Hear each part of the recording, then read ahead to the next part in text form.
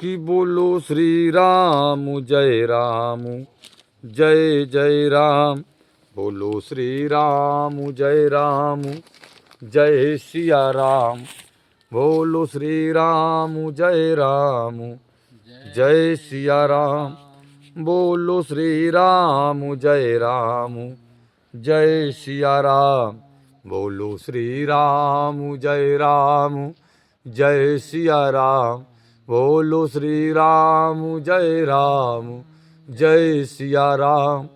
कि बोलो श्री राम जय सिया राम। बोलिए श्री सीताराम जी महाराज की जय जयकार हो। राधा रानी सरकार की जय जयकार हो। श्री रामायण महारानी जी की जय जयकार हो। श्री वाल्मीकि जी महाराज की जय जयकार हो। श्री गोस्वामी तुलसीदास जी महाराज की जय जयकार हो। श्री सिद्ध बाबा महाराज की जय जयकार हो। श्री मंसला मैया की जय जयकार हो। श्री यमुना मैया की जय जयकार हो। श्री खेराप सरकार की जय जयकार हो। श्री बाबा गुरु महाराज की जय जयकार हो। सतगुरुदेव भगवान की जय जयकार हो। श्री काका गुरु महाराज की जय जयकार हो। श्री सब संतन की जय जयकार हो। श्री सब भक्तन की जय जयकार हो। अपने अपने माता पिता भाई बंधु गुरु भगवान की जय जयकार हो। बोलिए श्री पथरी धाम की जय जयकार हो। चलते हैं परम पूज्य श्री वाल्मीकि जी रामायण की ओर। नित्य प्रतिदिन की तरह बाबा वाल्मीकि जी महाराज कहते हैं कि हे संत महात्माओं, अब रावण विलाप कर रहा है, कुंभकर्ण मारा गया है। राक्षसों के द्वारा खबर आई तो दुरात्मा रावण जब शोकाकुल होकर के इस प्रकार विलाप कर रहा था, वाल्मीकि जी महाराज कहते तब उसके पुत्र तीसरा ने कहा, पिताजी आप जिस प्रकार रोते कल्पते हैं उस तरह श्रेष्ठ पुरुष किसी के लिए विलाप नहीं करते हैं। बोले आप इस तरह रो रहे हैं, विलाप कर रहे हैं, आप पुरुषों में श्रेष्ठ हैं। तीसरा कहता है, और श्रेष्ठ पुरुष इस तरह नहीं बिलकते हैं ना रोते हैं।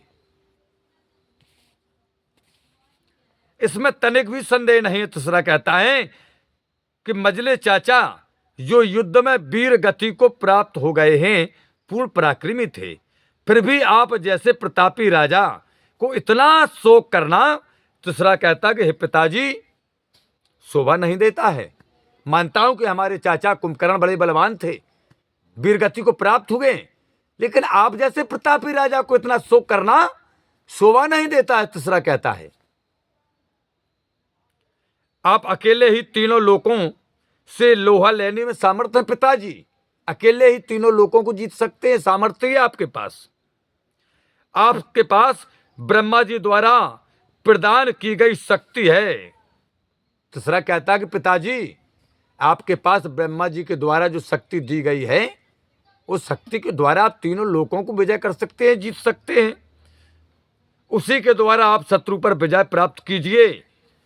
आपने अनेकों बार देवताओं पर उसी शक्ति के बल पर विजय प्राप्त की है जो ब्रह्मा जी ने तुमको दी है। अतः आप राम पर भी विजय पाने में समर्थ हैं। तीसरा कहता कि पिताजी अतएव आपको युद्ध करना चाहिए। यदि किसी कारणवश आप युद्ध में नहीं जाना चाहते तो फिर आप यहीं रहें, मैं जाऊंगा। तीसरा कहता है पहले तो आपको जाना चाहिए युद्ध में। अगर आप किसी कारण युद्ध में नहीं जाते तो आज्ञा दीजिए, आदेश कीजिए, मैं जा रहा हूं युद्ध के लिए, और आपके शत्रु राम पर विजय प्राप्त करूंगा। तीसरा की सांत्वनापूर्ण बातों को सुनकर रावण को शांति हुई। है पुत्र की बात सुनी, रावण को कुछ शांति हुई।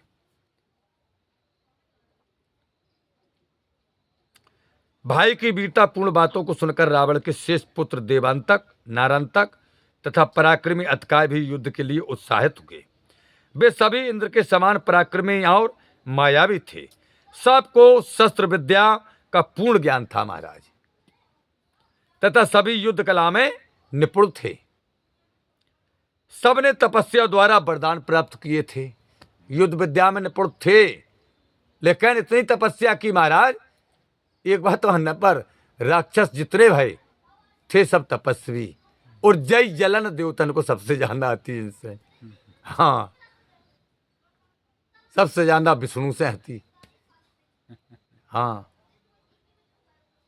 तो महाराज सभी ने, राक्षसों ने तपस्या के द्वारा वरदान प्राप्त किए।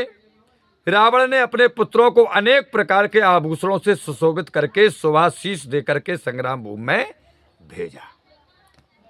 अनेक अस्त्र शस्त्र दिए, आभूषण पहनाए और शुभ आशीर्वाद दिया और अपने समस्त पुत्रों से कहा कि बेटा युद्ध भूमि में जाओ। काल की प्रेरणा से बाबा वाल्मीकि जी कहते हैं कि प्रभावित हुए तीसरा अतिकाय, देवांतक, नारायणतक, महोदर और महापाशर वे 6 राक्षस प्रलय काल के समान चले।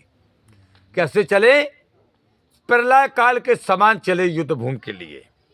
उनकी रक्षा के लिए रावण ने अपने 2 भाइयों को भेजा, 2 भाइयों को। तीसरा एक उत्तम रथ पर जिसमें सभी प्रकार के उत्तमोत्तम अस्त्र शस्त्र रखे थे, अरुण होगा तीसरा। और अतिकाय भी एक अस्त्र शस्त्र से सुसज्जित रथ पर सवार हुआ। उसके शेष भाई भी घोड़ों पर सवार होकर के अब युद्ध भूमि में चलते हैं महाराज। वे सभी वीर लंका में युद्ध के लिए प्रस्तुत हुए। उनके पीछे हाथी, घोड़ों और रथों पर सवार होकर के अस्त्र शस्त्रों से सुसज्जित राक्षसों की विशाल सेना भी चली महाराज। भैया भतीजे सब और राक्षसों की विशाल सेना सजकर चली। वे काल के वशीभूत हुए महाराज। किसके वशीभूत? काल के वशीभूत। शत्रु को परास्त करने का निश्चय करके चले। युद्ध स्थल में पहुंचकर उन्होंने घोर गर्जना की। सबने अब युद्ध भूमि में पहुंच गए, घोर गर्जना की महाराज, जिससे आकाश गूंज उठा। राक्षसी सेना ने देखा कि वानर सेना पर्वत शिखर और बड़े बड़े वृक्ष उठाए युद्ध के लिए तैयार बैठी है। राक्षसी सेना ने देखा कि जितने बंदरा हैं सब अपने अपने पत्थरों की शिलाएं लिए और बड़े बड़े दरगज वृक्ष लिए और युद्ध के लिए बिल्कुल तैयार बैठे। वानरों ने भी राक्षस सेना पर दृष्टि डाली। अब वानरों ने देखा राक्षसी सेना तो वह हाथी, घोड़े और रथों से युक्त थी। निशाचरी सेना को देखकर वानर बड़े बड़े विशाल पर्वत उठाए वानरों ने और बार बार गर्जना करने लगे। उनका गर्जन सुनकर राक्षसों ने भी भयंकर गर्जना की। अब 2 तरफ से गर्जना चालू। अब वानर सेना राक्षसों की भयंकर सेना में घुस पड़ी। कौन सेना घुस पड़ी? वानर सेना राक्षसों की सेना में घुस पड़ी और विशाल वृक्षों को लिए हुए वह शत्रु सेना पर भीषण प्रहार करने लगे महाराज। दला दल बजन लगी। कुछ वानर आकाश मार्ग से प्रहार करते थे, अतपर ही अतपर, और कुछ पृथ्वी पर खड़े हुए राक्षसों से लोहा लेते थे। बोले तुम ते आओ, तुम हमला। वे कह रहे तुम ते आओ, वे कह रहे तुम ते आओ।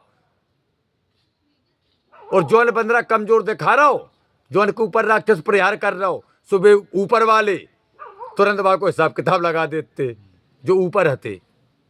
इस प्रकार राक्षसों और वानरों में बाबा वाल्मीकि जी कहते हैं कि महाराज भयंकर युद्ध छिड़ गया, घनघोर युद्ध छिड़ गया। भयानक पराक्रम करने वाले वानर राक्षसों पर महाराज पर्वतों और वृक्षों से निरंतर प्रहार करने लगे। मौका नहीं दे रहे समलवे को, निरंतर प्रहार। दोनों दल भयंकर सिंहनाद कर रहे थे। वानरों ने राक्षसी सेना के हाथी, घोड़े और रथ नष्ट कर दिए। कितने ही राक्षस पर्वत शिखरों से दब गए।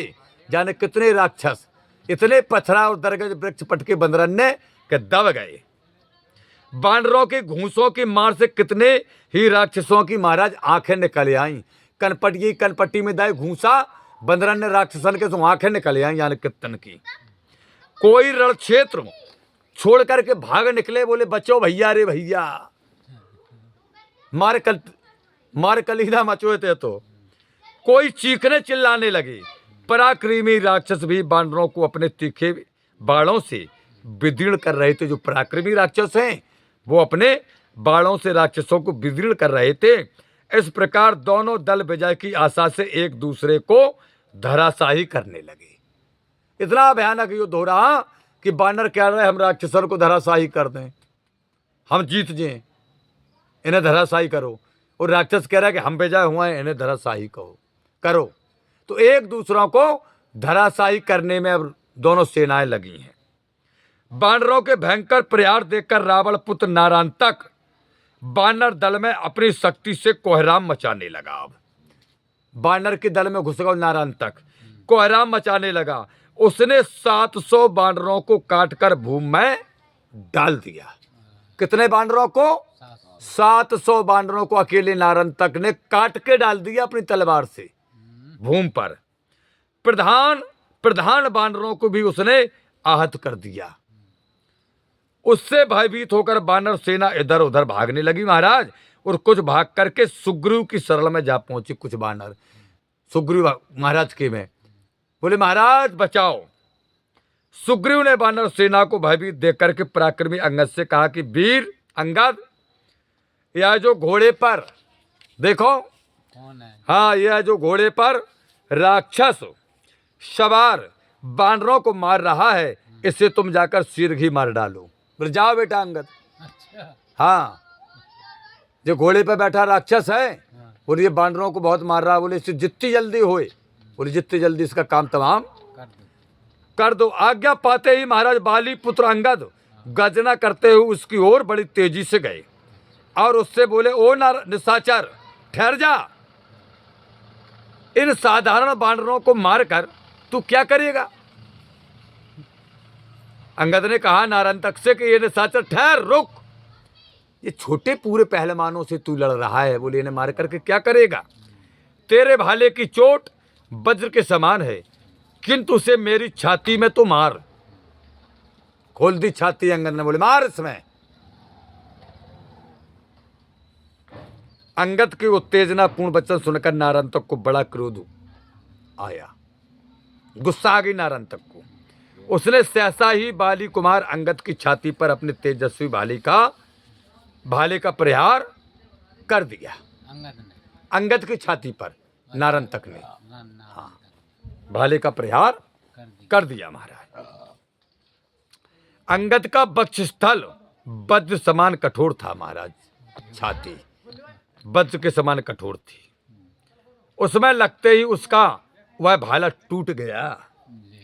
छाती को कछु नहीं बिगड़ो, भाला टूट गया और टूट करके भाला भूमि पर जा गिरा। तब अंगद ने उसके घोड़े के मस्तक पर जोर से एक चाटा मार दिया, घोड़ा के माथे पे सटाक अंगद ने। तो क्या हुआ महाराज? घोड़ा प्राणहीन होकर के भूमि पर गिर पड़ा। एक ही चाटा माथे पे मार दो अंगद ने, घोड़ा के प्राण न कर गए, धरती पे गिर गए। और नारायणतक ने छाती में भाला मारो, छाती टूट के भाला टूट के धरती पे गिर गया। नारायणतक को कछु नहीं बिगड़ो। तब अंगद ने उसके मस्तक पर जोर से एक चाटा मारा, जिससे घोड़े का सिर फट गया और वह घोड़ा प्राणहीन होकर भूमि पर गिर पड़ा। यह देखकर के नारायणतक अत्यंत क्रोधित हुआ और उसने तान कर अंगद के मस्तक पर एक घूंसा मारा।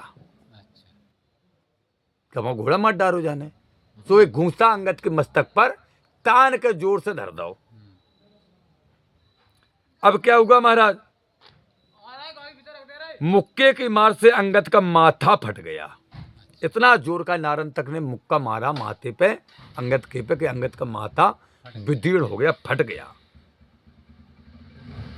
और रक्त की धार बह निकली। तब तो अंगद बड़े ही कुपित हो गए। उन्होंने भी मृत्यु के समान बेग वाला घूंसा तान कर नारायणतक की छाती में प्रहार कर दिया। अंगद बोले हम देखें ते आओ। इतने बेग से घूंसा नारायणतक की छाती पे दाओ कि मुक्के की भीषण चोट से नारायणतक का हृदय विदीर्ण हो गया। वह लहू लुहान होकर भूमि पर गिर करके मर गया। एक ही मुक्का में नारायणतक की में मर गया। उसके मर जाने पर आकाश में देवताओं ने हर्षनाद किया। युद्ध भूमि में बानर भी अत्यंत प्रसन्न होकर के सिंहनाद करने लगे। पराक्रमी अंगद के इस कार्य की भगवान राम ने महान प्रशंसा की।